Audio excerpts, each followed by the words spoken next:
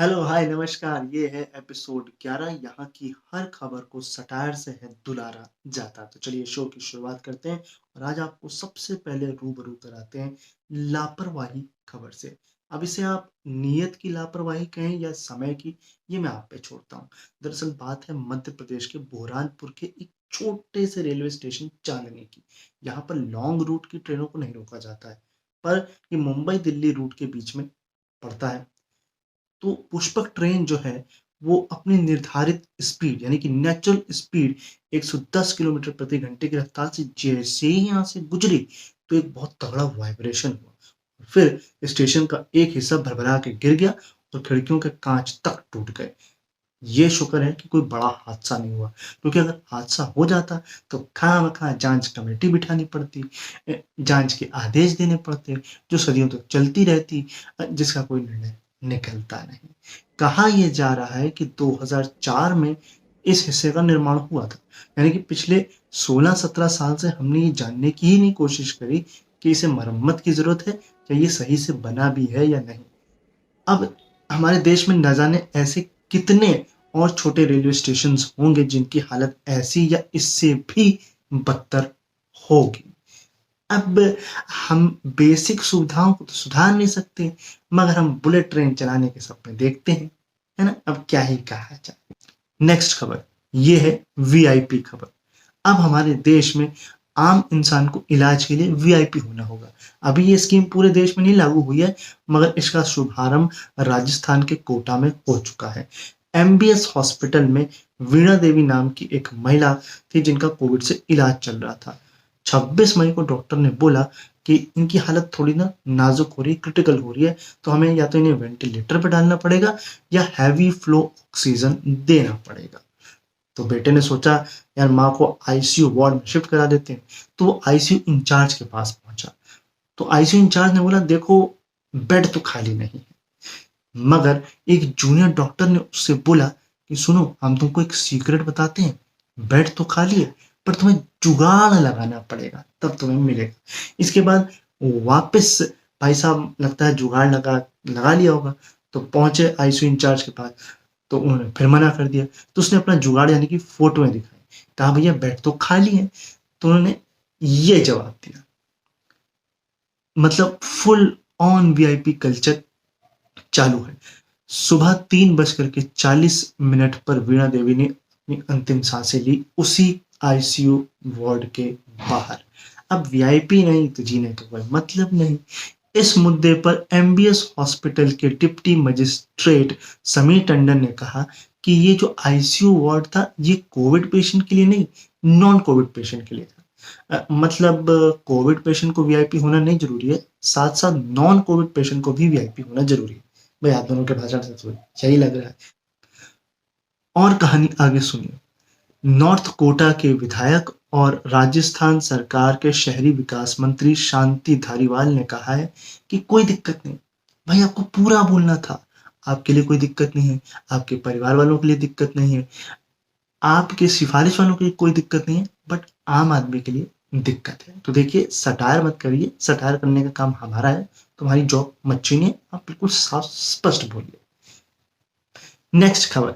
अब आपको पता है, देखिए बंगाल में क्या उठापटक चल रही है। मुख्य सचिव जो थे बंगाल के, वो थोड़ी लेट से पहुंचे। जो प्रधानमंत्री की उयास वाली मीटिंग थी, ममता बनर्जी भी आधा घंटा लेट पहुंची थी, जिस पर तबादला किया गया मुख्य सचिव का, जो अभी तक हुआ नहीं है। बट 2 बार जो है उनको निर्देश दिए गए हैं। अब खुद उन्होंने जवाब भी इस पर दे दिया है कि मैं ममता दीदी के साथ था। ममता दीदी ने इस पे जो है गेम खेल दिया है। गेम यह खेला है कि उनको अपना मुख्य सलाहकार बना लिया है। अब देखिए, एक मंत्री को भेजा कहाँ जा रहा था ये पता है आपको? क्रमिक एवं प्रशिक्षण विभाग में उनको तलब होने को कहा गया था। मतलब उन्हें मंत्री से स्टूडेंट बनाया जा रहा था कि भैया आप प्रशिक्षण लीजिए। देखिए, मीटिंग में कितने समय पहले आना है, मीटिंग के कितने समय बाद जाना है, मीटिंग में क्या एडिकेट्स यूज करने, ये उनको सिखाया जाना था, तो इसलिए बुलाया जा रहा था। अब देखिए, लेट आने पर अगर तबादला होना है तो फिर मोदी जी का भी कर दीजिए। देखिए, उनके कई वादे लेट हो चुके हैं। उदाहरण के तौर पर वो 15 लाख आने वाले थे, वो लेट हो गए, तो वो ब्याज के तौर पर आएंगे कि बिना ब्याज पर आएंगे?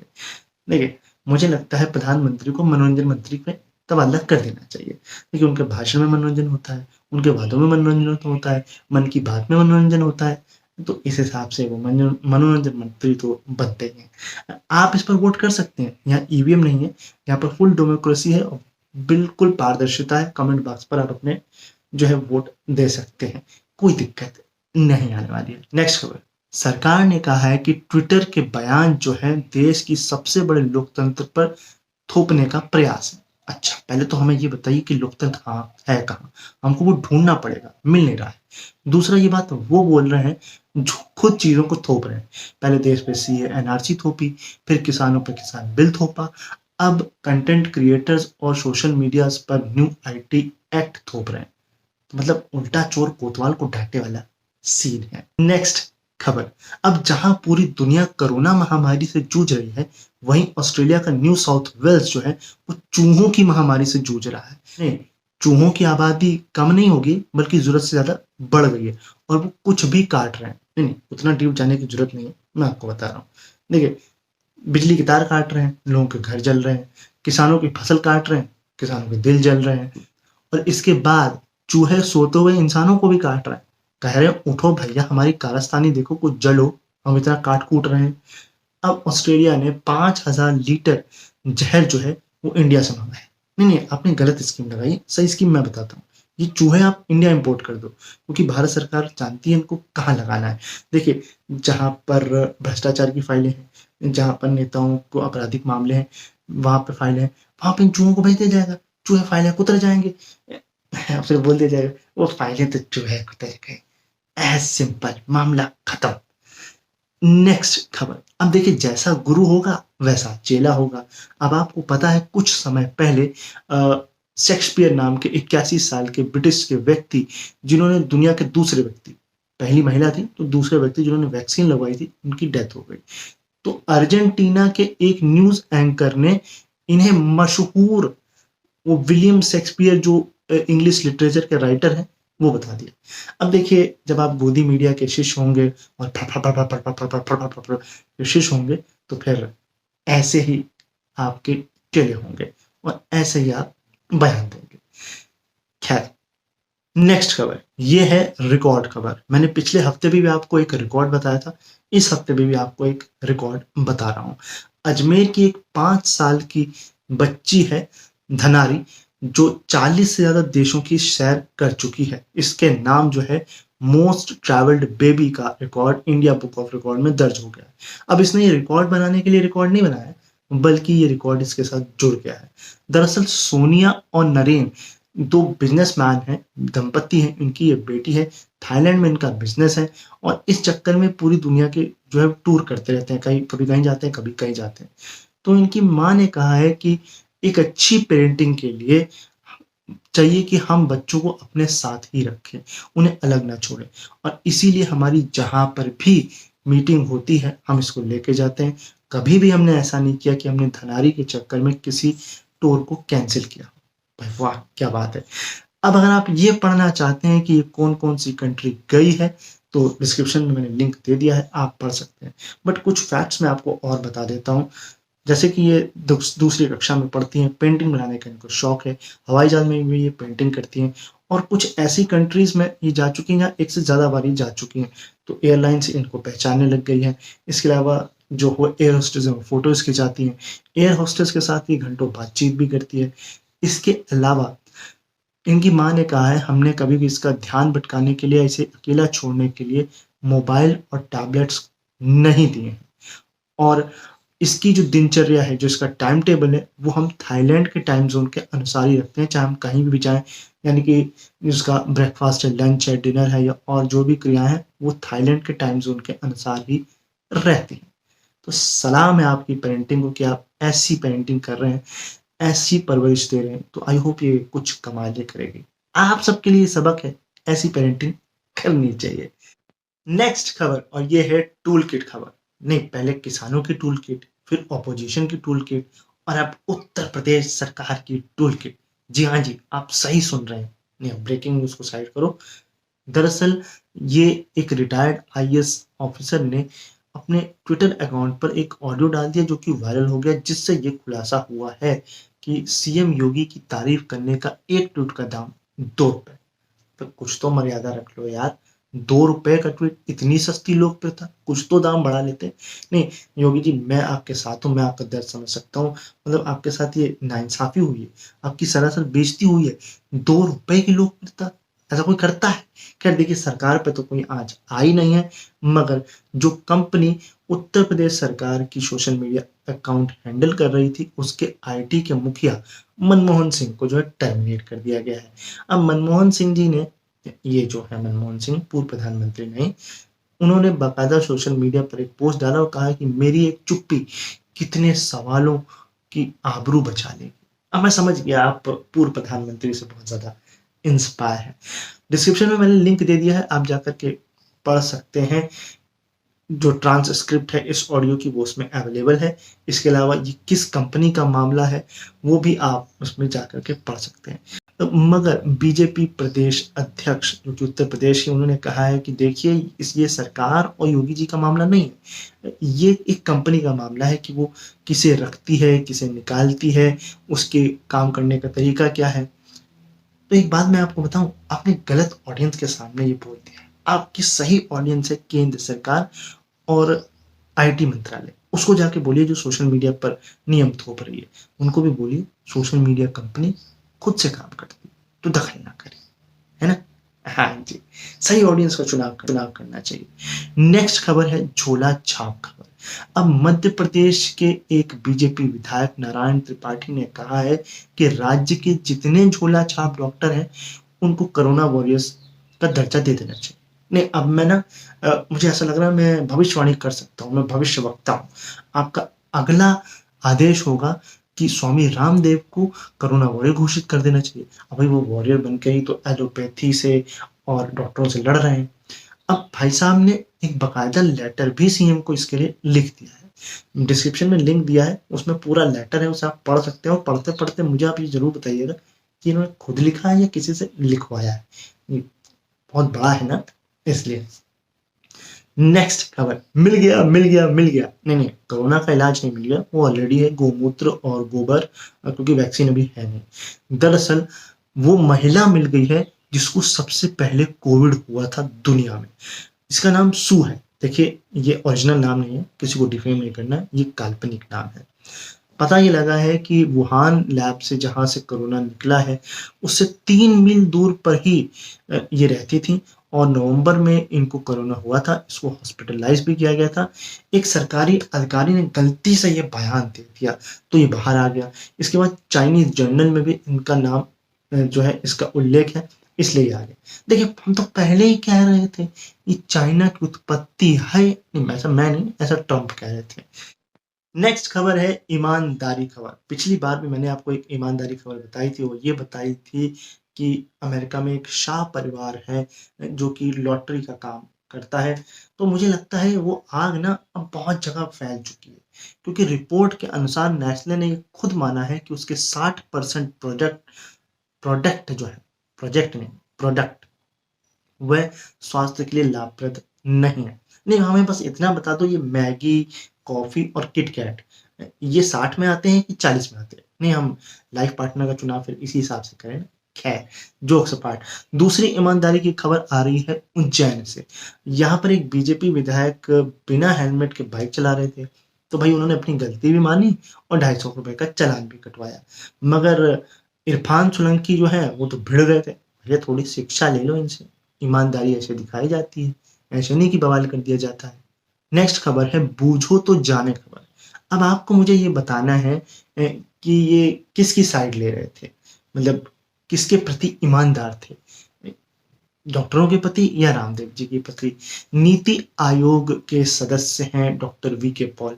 अब इनसे एक डेयरिंग पत्रकार ने एक सवाल पूछ डाला। भाई मैं तो खुश हूं कि मुझे ये सुनने को नहीं मिला कि तुम पे यूएपीए या एनएसए लग गया। इन्होंने पूछा कि भाई ये जो रामदेव जी ने जो बवाल किया है, इसके बाद जो ये डॉक्टर बवाल कर रहे हैं, इस पर आप क्या कहेंगे। तो इन्होंने कहा नो कमेंट। भाई कमेंट कहाँ से कर देंगे, अगर रामदेव की तरफदारी में बोल देते तो डॉक्टर नाराज हो जाते और डॉक्टर की तारीफ में बोल देते तो ऊपर वाले नाराज हो जाते हैं, कहते हैं हम तुम तो हमारी दोस्ती खराब करने में लगे हो। अब इन्होंने कहा भैया तीसरा रास्ता अपनाते हैं, चुपचाप पतली गली से निकल लेते हैं।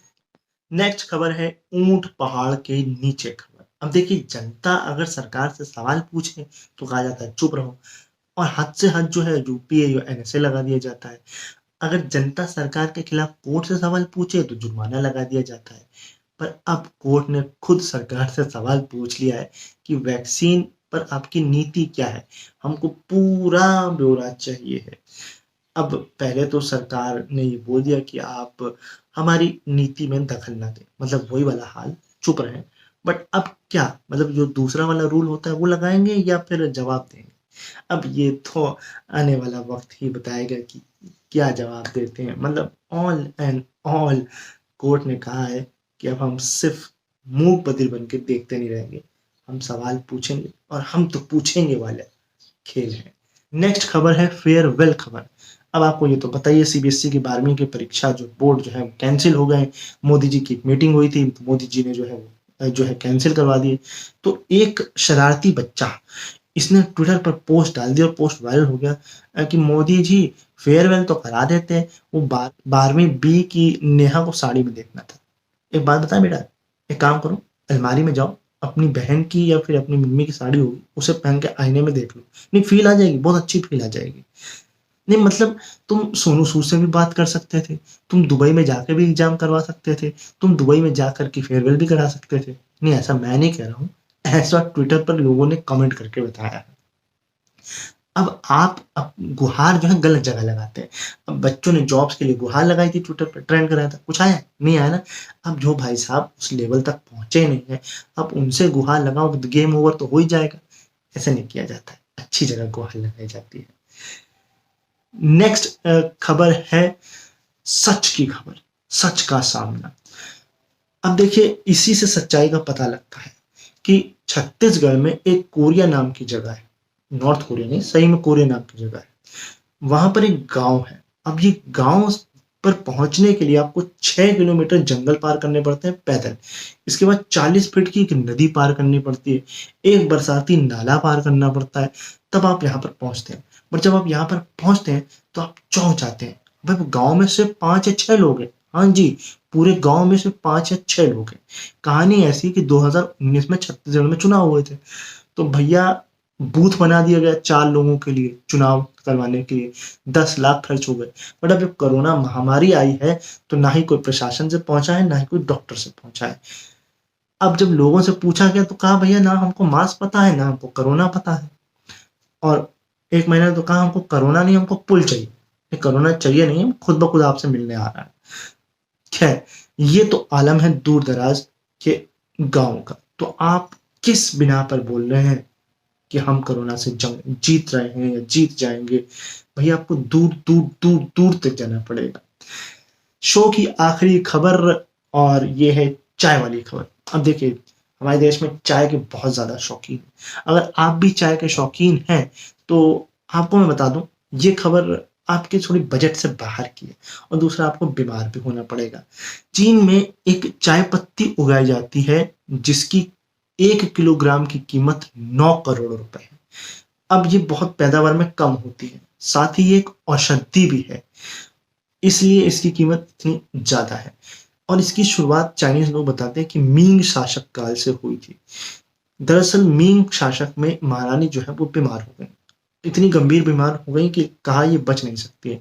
तो इनको कहा गया कि आप ये डी होंग, कुछ भी चाय का नाम है, अजीब सा ही नाम है, डी समझ लीजिए, तो ये आप पियोगे तो ठीक हो जाओगे। और ये पीने के कुछ दिन बाद ये ठीक हो गई, तो मिंग शासक ने इजाजत दे दी, तो तब से ये खेती जो है वो की जा रही है।